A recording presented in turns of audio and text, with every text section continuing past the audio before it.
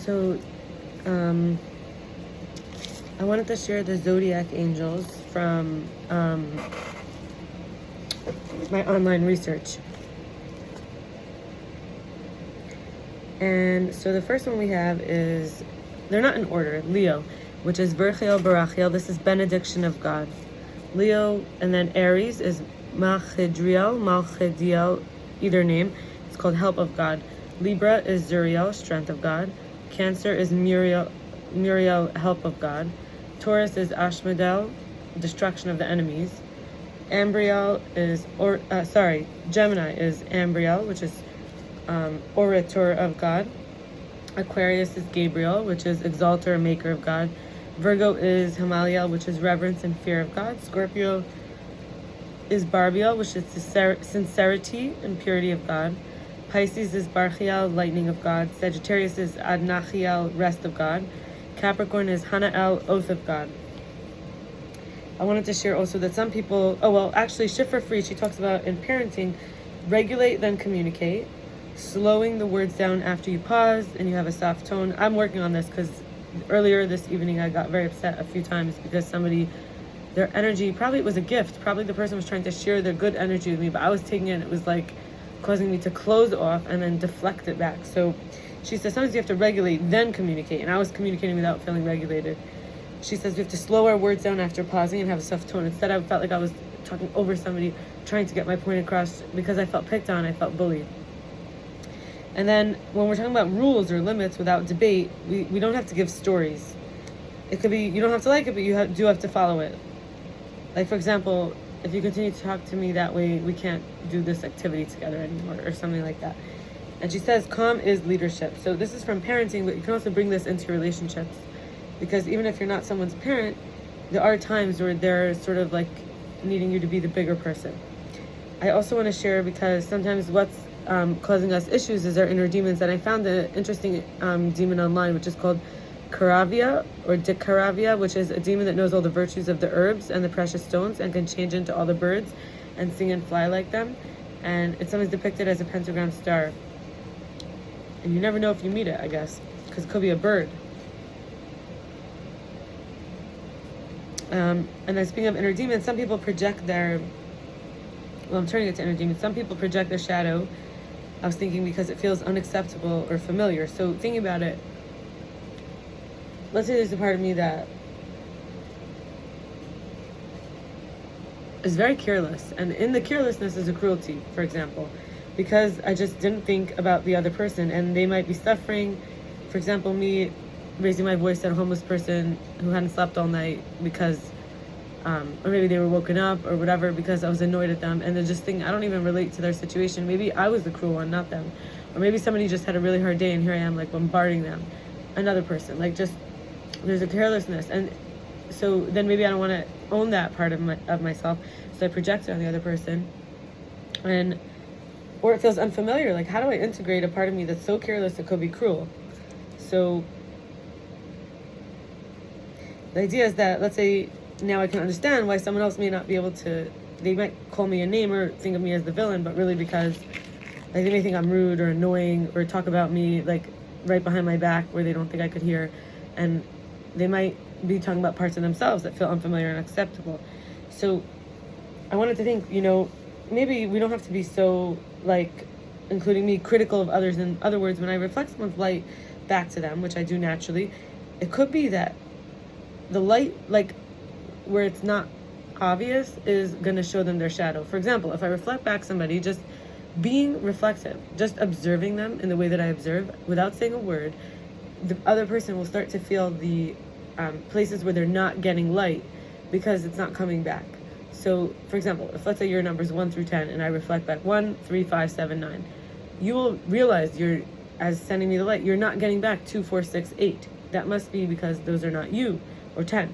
So sometimes you don't have to do so much. You just have to reflect. I learned a lot about other angels that I wanted to share about. So first of all, Metatron Enoch, who is the keeper of the watch, who he guards and protects. He's known as the one who serves behind the throne, the one who protects and occupies the throne next to the throne of glory. Then we have Seraphiel, is the angel of silence. The seraph is Yahoel, is the angel of fire who restrains the Leviathan. Then we have Panuel, is the face of God, or God has turned. This is the angel of repentance and hope. Then we have Puriel, examines the souls that are brought to heaven. Then we have Raziel, the keeper of secrets, mystery, and magic. Then we have Kolazonto, which is the chastiser, destroyer, and punisher. Then we have Ramiel, the divine. These are from Kabbalah, by the way. All of these I'm talking about. Although the zodiac angels might be a little bit more varied where the sources are. Ramiel is divine visions. Kochaviel reigns constellation stars and teaches astrology. Kazbel is the oath keeper. Also, Ramiel guides souls to heaven. Sandalphon is protector of unborn children. It's nice to think about that. Maybe I'm being protected because of my unborn child that I'm not pregnant yet with. Vretel is God's scribe and record keeper. Vasaria opposes and rules over Ashmedai, king of the demons. Tzadkiel is the patron angel of those who forgive. This is mercy, freedom, benevolence. The Satan, Halel, Yalel, Samael, Azazel, Baalzebub, severity of God, venom, serpent, adversary, tester of the faithful, prosecutor, punisher of sinners, death, soul fetcher, chieftain of the destroying angels, lies and temptation, is still an angel, not a demon. So I thought that was interesting. I wanted to add, those are all the names that are given to this angel. It's an angel. And then I have my own personal angel who is able to convert demons to light, basically the light takers into light bearers, emitters, including me. And that is, I don't know if I'm allowed to say the name, but so I won't say the name right now. And then I wanted to share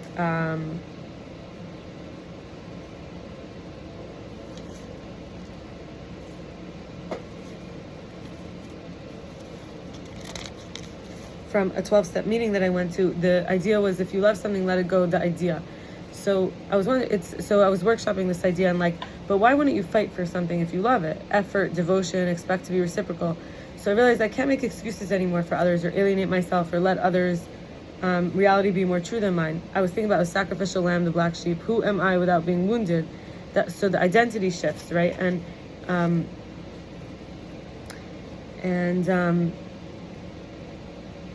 So when you're not wounded, you're not looking for somebody to fill the gap, because the wound is a gap, and in the gap something could go in. So you want someone to fill the gap. When you're not wounded, it's like now the person can't have, and no other person can have power over your drive, your hope, your devotion. And you're not willing to carry the projections as an exchange. You're not bartering for your healing, so your wholeness. So since you feel whole, you're not willing to represent the ruined, desperate person as much as anymore. You don't have to be the ruined, desperate one. So the one who's not as willing to carry the sins. So I'm no longer feeling willing to overgive, but I don't want to stop being a kind person. So many people, I realized, used me and just moved on. And so many times I was loyal to people who eventually disappeared. I don't need to sacrifice so much anymore. But the idea is that I didn't want to be the only responsible one who does right in the relationship. I think about how my father, who always told me how to treat a father, but I realized he never once concerned himself with how a father should be a father. So this is, for me, it's like, if you love something, let it go is not necessarily true for people. Like, I don't know if you love someone, you let it go, but maybe you let it be. You let them go according to their own pace, maybe.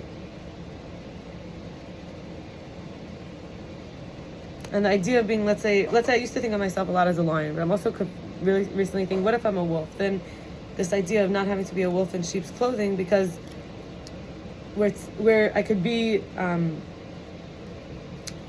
to pacify and not scare the people, right? So it's like acting wounded, like acting docile. And from a place of healing is to be able to be to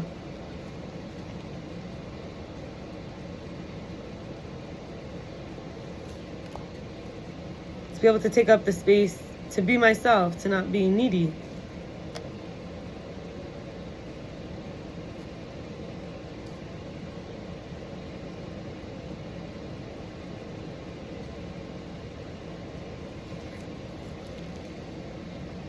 And so my hope is really a life I never imagined can be possible for me, which I don't even have to imagine yet. So that's all for now. This video is for Wednesday, I believe. Yeah, I did not record it on Wednesday. Okay, bye.